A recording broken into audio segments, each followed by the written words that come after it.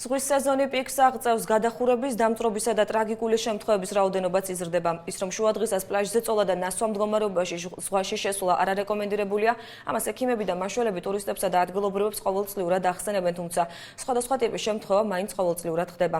ახლა მარიამ მენაბდე შეეცდება მედიკოსებისა და სამაშველო სამსახურის დახმარებით ბათუმის სტუმრებსა და ადგილობრივებს უსაფრთხო დასვენებისთვის აუცილებელი რჩევები კიდევ ერთხელ შეახსენოს. საზღვაო სეზონის დადგომისთანავე საპლიაჟო სამედიცინო პუნქტიდან 112 სამაშველო სამსახურის მიმართულებით გამოძახებების რაოდენობა მატულობს. მათი მიზეზი მრავალფეროვანია: მზისგან დამწრობა, გადაცივება, ალკოჰოლური მდგომარეობა და მისი ფატალური შედეგები. როგორც საგანგებო და გადაუდებელი სიტუაციების მართვის სააგენტოში ამბობენ, გასულ სეზონზე 15 ადამიანიდან 12 სწორედ ალკოჰოლის ზემოქმედების ქვეშ ბანაობისას დაიღუპა. წლევანდელ სეზონზე 4 ადამიანის დაღუპვის მიზეზი ნასვამი მდგომარეობის გარდა მზისგან გადახურება გახდა. შემთხვევა ჰქონდა, რომელიც დამთავრდა გარდაცვალებით ქობულეთში. სამწუხაროდ ეს ადამიანი ნასვამ მდგომარეობაში იყო და კარდიოლოგიური შეტევა გამოიწვია.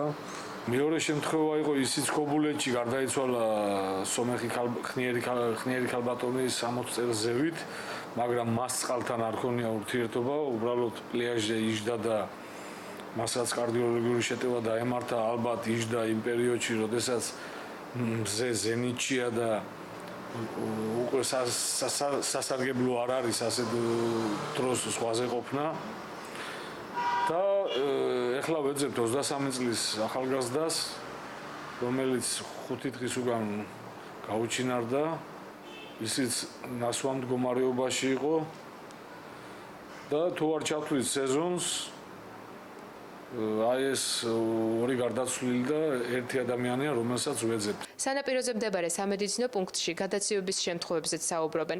როგორც პუნქტის სამედიცინო ინსტრუქტორი ამბობს, მათ აგრეთვე ხშირად უწევთ მზისგან დამწვარი ადამიანებისთვის პირველადი დახმარების გაწევა. ჩვენ პუნქტში ძირითადად მოდიან დაზარალებულები დამწრობით, რომელიც არის ზედაპირული დამწრობა და პირველად დახმარებას უკეთებთ, არის ზედაპირული დამწრობა. არის ალკოჰოლით მოწამვლის შემთხვევები, იყო დაფიქსირებული რამოდენიმე დამწრობა, ძირითადად დამწრობა, ალკოჰოლით მოწამვლის შემთხვევები, არტერიული წნევის მომატება და იყო შემთხვევები გადაცევა, ჰიპოთერმია.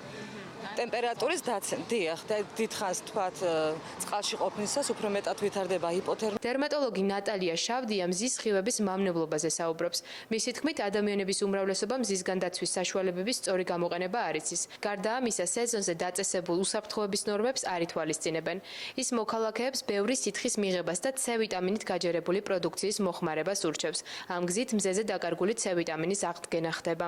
მზის სხივები შეიძლება გამოიწვიოს ფოტოდერმატოზი, ანუ ფოტოდერმატოზი ეს არის მომატებული მგრძნობელობა მზის სხივების მიმართ. შეიძლება მოხდეს გამწვავება ქრონიკული დაავადებების, სისტემური დაავადებების, როგორიც არის წითელი მგლურა და კანის პორფირიები.